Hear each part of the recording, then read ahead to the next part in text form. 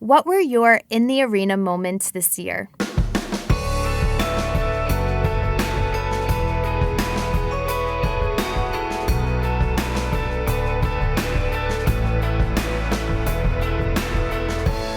Hey listeners, welcome to In the Arena. I'm Jackie Goldberg. And I'm Leah Smart. And today we're going to take some time to just reflect. We were talking about how we might want to think about the subject matter of this particular episode as the year comes to a wrap. There's a lot of space to actually stop and think about what's happened in your year. And, you know, we all have a new year that comes about, our calendar year 2020 that's coming up. And what Jackie and I wanted to do is just take a moment to say what's happened and also hopefully share some lessons with you all about our podcast. And the reason is because we're thinking about the fact that this podcast has really been an example for us of creating something that was just an idea. And we really want to take some time to share how we did that so that hopefully you have takeaways that are inspiring for you around whatever it is that you want to create. Yeah. And we talk a lot on this podcast about setting goals and creating a vision for yourself. Even our second episode, Vision to Values, was all about this. And so it's really a wonderful time at the end of the year to reflect back on some of those goals that you set for yourself. And this is a really exciting episode for us because we get to chat about what this year was like, what we learned from it, and share some of those things with our listeners, as you said. Yeah. So about a year plus ago, I'd say October, November of 2018, Leah and I were sitting on a couch in one of our apartments and having some deep conversation, and just together with our combined values and desire to make a big impact in this world, and really to bring in some of the topics that we've spoke about all year into the workplace, we decided that we wanted to start a podcast. And that was it. I think that was it, meaning once the two of us decided that we wanted it, we knew that it was something that we were going to do. And I think that's the first lesson that we both learned or wanted to share with our listeners, that if you know you want to do something and you believe that you can do it, the first step is just committing to the desire to do it and taking it from there. That commitment and that decision to take your vision and go for it is the first step. And deciding you're going to put the wheels in motion is a really big piece, right? We decide we want to do things, and then we might look back and go, oh, it's been a year since I said I wanted to do that thing. But it's putting the wheels in motion to get yourself on the track. And that's really when the rubber meets the road is, okay, well, how do we do this? And I think the lesson that we learned from that was just taking one small step, one small action, and seeing how one small action leads to something else and leads to something else. As long as you're committed to that higher goal, which we were, and we talk a lot about commitment versus circumstances. I know we've spoken about this on a previous episode, is when you are committed to something so deeply, you're really doing whatever it takes to get there. When you're failing, when you're getting, hit and it hurts, you're continuing to work at it. When you're letting circumstances get in the way, which they always were, it allows you to move away from that commitment. So being committed and then taking that first step. For us, it was actually using our network here at LinkedIn, which obviously we are LinkedIn, we're a professional network, but it really came down to contacting someone that we thought could maybe help us. And he kind of put us in touch with one person who put us in touch with another person, and that's what got us started. I want to pause on that because there's something really important about remembering your network. Jackie and I could not have done this by ourselves. And so it's remembering that you have the idea, you have the vision, and other people are generally there to help you along the way, just like you're there to help other people along the way. So remembering the people around you is really important, and the domino effect of your network. Yeah. And I also want to double down on that because I think as our listeners, as you have goals that you plan to put in place for this following year, we're coming up towards the end of the year, we're going into 2020, think about who you can lean on, who you can ask for support, for resources, for help, because to your point, we could not have done it alone. So once we got started into doing the podcast, it was one of those things where it became a reality pretty fast. Yeah. I'd say we started recording, I think, in December and January. We didn't launch our first episodes until April, but we launched a few at a time. But we really got the ball moving, and it was one of those things where we were in it, but it was almost like we were moving with it, that it was hard to almost step back and be like, wow, we're actually putting this into action. Would you agree? Yeah, it's like it's a very weird thing, because a lot of times, and this maybe goes to this more, this bigger idea of vision, is a lot of times we feel like our vision is so far off, or it's impossible, or I can't even imagine ever getting that thing. And when you get it, you're like, oh wait, now it's happening. Now I'm in it. And what that does is it expands your consciousness. It makes you realize that so many of the things that we put so far out there or so unattainable are not unattainable. We are just creating a belief system that they are. So I think there's some serious power in the fact that there is this process, and we'll talk a little bit more about this later, but there is this process of, having this big vision and then it coming to fruition and going, oh my God, we're just sitting in the podcast studio like we do once a month, right? Yeah. It doesn't feel so wild and unreachable anymore. But one of the things that happens, I think, and as we talk about vision, is there are a lot of things that get in the way of us actually achieving our vision or our goals. And what we found in discussing this is there are all sorts of things we can rattle off that are experiences that we had, both with the podcast, but in other areas of our life. But generally, it's actually just us that get in our own way of achieving what we want to achieve. And there are many ways we do that. But I think one of the biggest things, kind of to Jackie's point earlier, is all of a sudden we've got a podcast and it's out there and it's public and people are listening to it.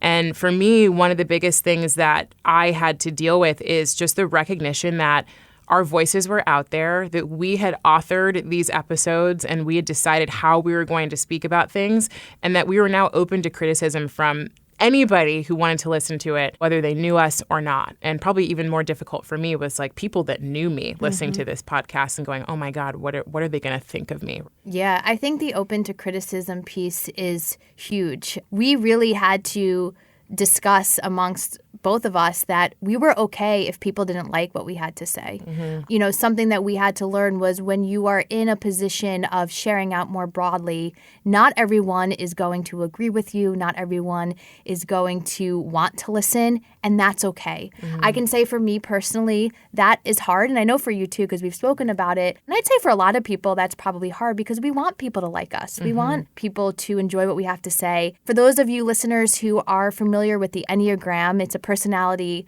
type test. There are 9 numbers. I am an Enneagram type 2. It's called the helper. And one of the shadows, so to speak, or one of the things that comes with a type 2 is that we really care what others think of us. And we do a lot of people pleasing, right? That's just natural in the way that we go about our daily lives.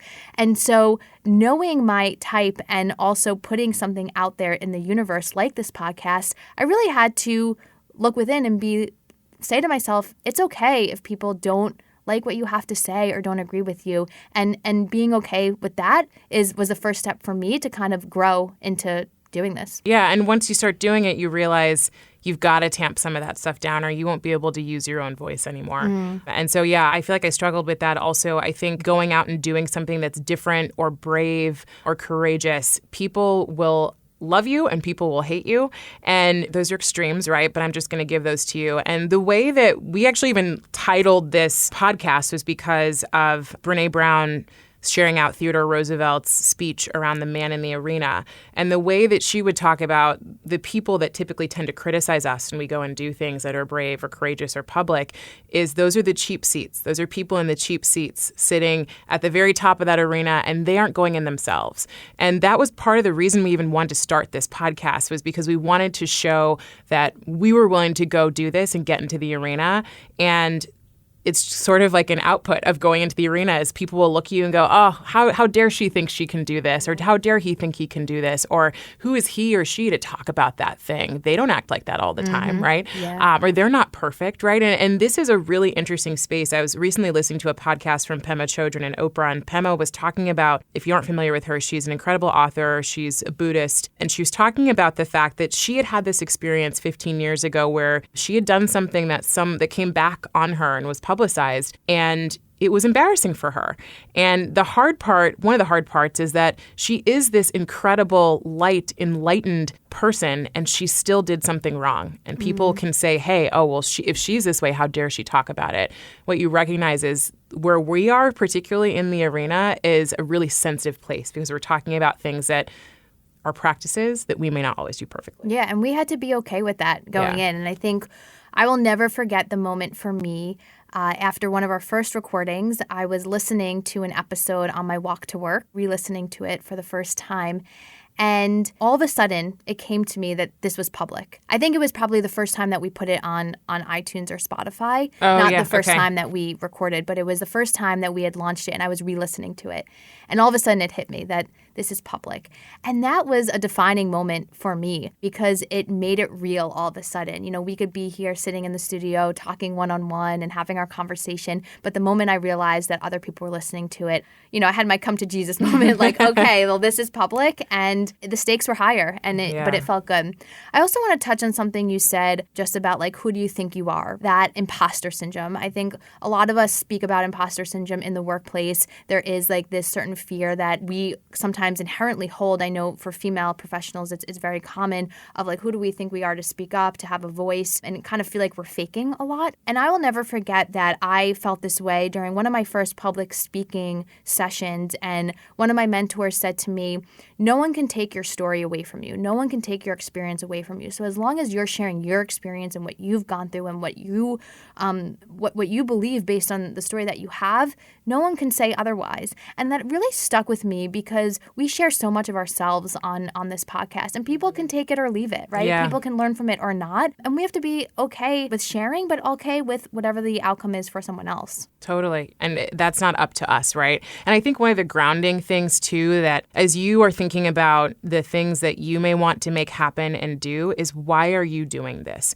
So you have a vision, you're excited about it, but nothing can shake you from why you're doing what you're doing when you know that that reason is deep enough that any level of criticism will not knock you over. Totally. When Jackie and I come back to the why, we really wanted to do this to be able to inspire authenticity and bravery in people and honestly challenge ourselves to step into that arena too. And so at the end of the day, anyone can say, who do you think you are? And I'm not saying that I think I'm anyone better than anyone else. I'm just someone who decided, yes, I'm going to go do this thing that I want and I'm going to just live in my why and allow other people to decide how they want to take it. Yeah. And we opened this episode with our question, like we always do. What were your in the arena moments this year? And I'd love to hear, Leah, what were some of your memorable moments from this year and reflecting upon 2019? One of the first ones that came up for me was we had this idea, originally when we started this podcast, we didn't really know exactly how it was all going to shape out. We had a ton of topics and we were like, great, we'll just talk about these topics. And very quickly, I think we also recognized the value of having other people come on to this podcast. I think that's huge. I'm really excited to do more of that next year. But we obviously wanted to share a lot of who we are and then kind of move in that direction. Our first person we had on our podcast was Jeff Becker. He's an employee at LinkedIn. He also runs two businesses, and he came on and was willing to share his experience. One of the things Jeff said was that he has limitless energy for important things, and that stuck so deeply with me because I was like, oh my God, even in the moment, I was thinking about our podcast and how there were other things I could be doing, but I was happy spending time on the weekends and at night working on this, and we were happy doing that because it was important. So I just loved that quote. I think that also leads into all the other interviews that we've had. It's just getting people on the podcast to sit down with them and hear what they have to say.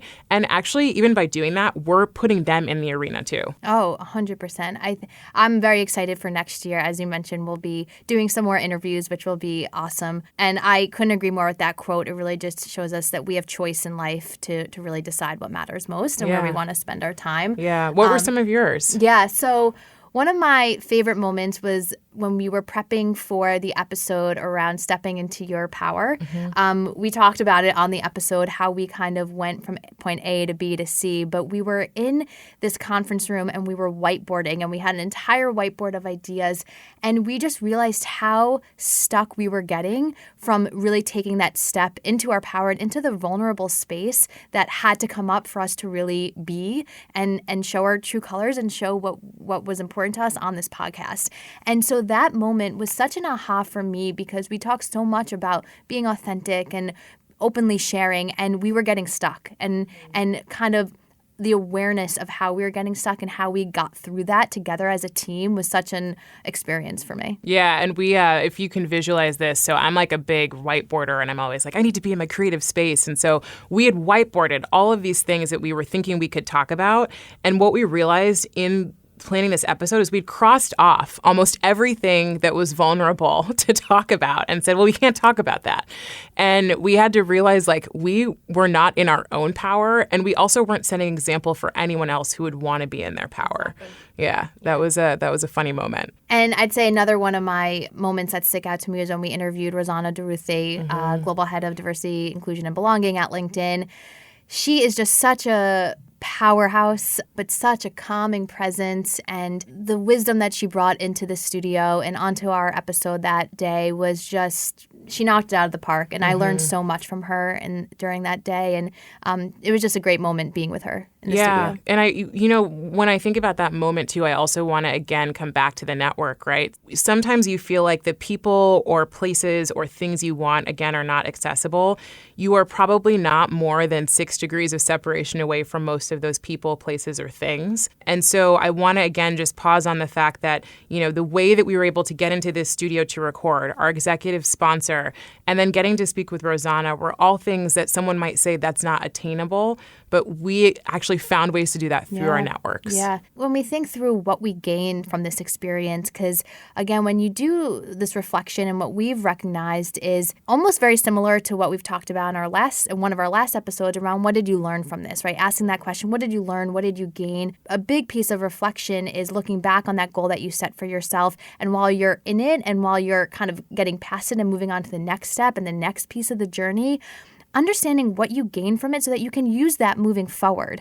And I think that what I gained from what you just explained was that it is attainable, right? And we can reach for the stars. And when we think about 2020 and our planning and the types of people that we want to bring onto our podcast, it is all attainable and we can do it. And that belief and really showing that we've already done it is really giving me that excitement right now and energy. Yeah, and I'm an Enneagram type 7, so I'm the enthusiast. And the enthusiast is always looking at possibility and what can happen. And, I'm always talking to Jackie and I'm like, we're going to have Brene Brown on here. We're going to have Malcolm Gladwell. Who else can we bring on the podcast? And I actually do believe those things are possible. One of the things that I think about when I think about what we gain, it's interesting. We talked about having this sense of pride, and pride is actually an uncomfortable thing for me. I am not good at saying like, oh, I did something well. I feel like I also am someone who is probably harder on myself. So when I do something, even if it's good, I'm thinking like, well, you should have done that thing, versus, wow, I'm really proud of myself for doing that thing. So that comes up for me because I am really proud of us.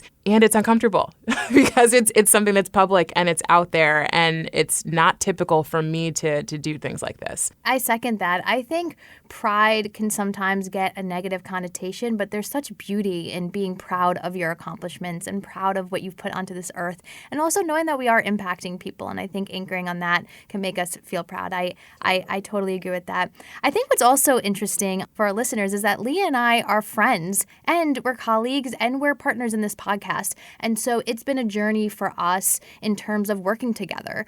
She mentioned nights and weekends. There are times when we get together to do just business, and we have to say, okay, we are focusing on the work that we're doing, our podcast, some other things that we're doing at LinkedIn, and not talking about our personal lives. And really, the term that comes to my mind is boundaries, and really having to set those boundaries between personal and professional. Definitely a learning experience for us. Yeah, and figuring out when we can make sure that we actually have a personal relationship still, because that's what brought us to this point, is having that relationship. The other thing that I really like, and I'm writing something on this right now, is around commitment and how commitment can feel different depending on what you're doing. There are probably a bunch of times I can think of where if I had put this much effort into something that I had committed to, it would have turned out differently. But the reason that I'm so driven, again, it comes back to this why of why you're doing this thing. The reason I'm so driven to do this and work on weekends or nights is because of how much I care about it. I was in a coaching course earlier this year, and we talked about commitment. And some people said commitment feels like a straitjacket.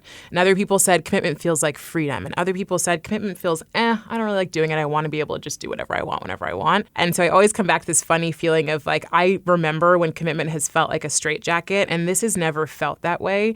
And so what I want to just impart is also the idea that when you're in the right space doing something that really matters to you, your commitment feels like freedom. It does. It feels like growth. It feels like something you deeply want to do. And I feel really lucky actually to have that feeling about this. I think that is such a powerful statement right there. Commitment is liberation when you're aligned to the goal or the thing that you're working on, the thing that you're committed to. The other thing I'll throw in there too, I was trying to kind of figure out how to verbalize this. One of the things that I think happens, and Jackie, you and I talked about this, is when we think about fulfillment, we talk a lot about that on this podcast. We think about the idea that fulfillment is the attainment of a thing, or a person or an experience. Even in like recent episodes, you talked about feeling like you had your script written. And so, great, if I get the dog and live in the apartment and have the married life, like that is fulfillment. That's what I thought That's it was. what you thought, yeah. That's not what you what thought, it is. right?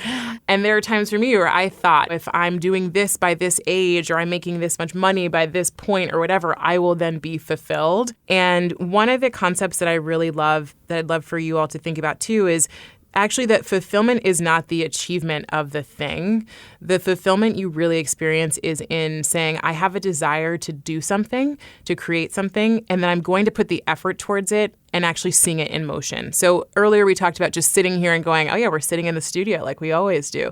And what we realized is we didn't feel some crazy rush of fulfillment when we released the podcast. We really went, oh shit, this is happening. But the fulfillment was, oh my God, we had something that we really cared about doing. We put effort towards it and it actually came to fruition. Yeah. And I think the fruition piece kind of brings me to the final thing around seeing the fruits of your labor, right? There is so much fulfillment in that. And we are so excited to continue this journey in 2020. This is just the start. This is just the beginning of In the Arena. We want to thank you all so much for listening, for giving us your feedback, for giving us your encouragement throughout the year. You are what makes this so great. We just love being in the arena with you. And we're just excited to continue this journey as we move into the new year. Yeah, we cannot wait. And Jackie said it all. Thanks for coming on the journey with us. Thanks for being here. For more of In the Arena, you can find us on iTunes or Spotify under In the Arena LinkedIn. Thanks again and have a great day.